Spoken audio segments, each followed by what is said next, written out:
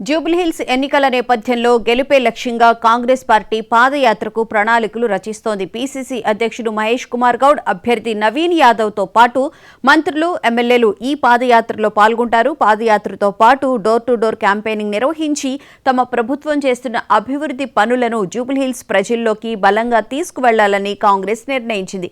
గతంలో బీఆర్ఎస్, బీజేపీలు అభివృద్ధిని పట్టించుకోలేదని ప్రజలకు వివరించనున్నారు. అందరూ కలిసికట్టుగా కృషి చేసి కాంగ్రెస్ గెలిచేందుకు పనిచేయాలని సీఎం రేవంత్ రెడ్డి నేతలకు దిశానిర్దేశం చేశారు.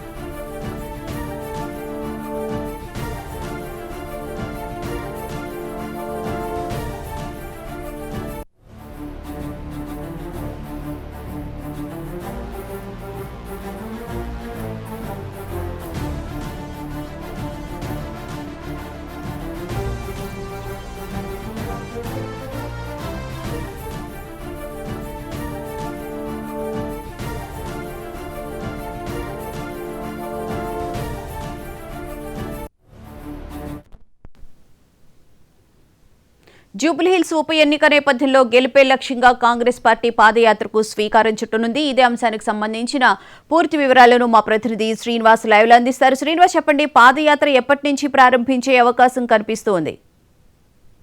జూబ్లీహిల్స్ ఉప ఎన్నికల్లో ఖచ్చితంగా కాంగ్రెస్ గెలిపే లక్ష్యంగా కూడా పావులు కదుపుతుందని చెప్పొచ్చు. ఈ నేపథ్యంలో కూడా ఇప్పటికే అభ్యర్థిని కూడా నవీన్ కుమార్ యాదవ్ని హైకమాండ్ ప్రకటించింది. అదేవిధంగా ఖచ్చితంగా ఇప్పుడు ఇన్ని రోజులు అభ్యర్థి ప్రకటన లేని నేపథ్యంలో కూడా ప్రచారంలో కొంచెం వెనుకబడిందని చెప్పొచ్చు. కాంగ్రెస్ కంటే బీఆర్ఎస్ అభ్యర్థి ప్రచారంలో డోర్ టు డోర్ క్యాంపెయిన్ చేస్తూ ముందులో ఉన్నారు. సో అభ్యర్థిని ప్రకటించిన తర్వాత ప్రచారంలో దూకుడు పెంచే విధంగా కూడా కాంగ్రెస్ కసరత్తు చేస్తుంది. ఈ నేపథ్యంలోనే పీసీసీ అధ్యక్షుడు మహేష్ కుమార్ గౌడ్తో పాటు CM Revanth Reddy, in charge Meenakshi Natarajan zoom meeting ఏర్పాటు చేసి నేతలకు దిశానిర్దేశం చేశారు.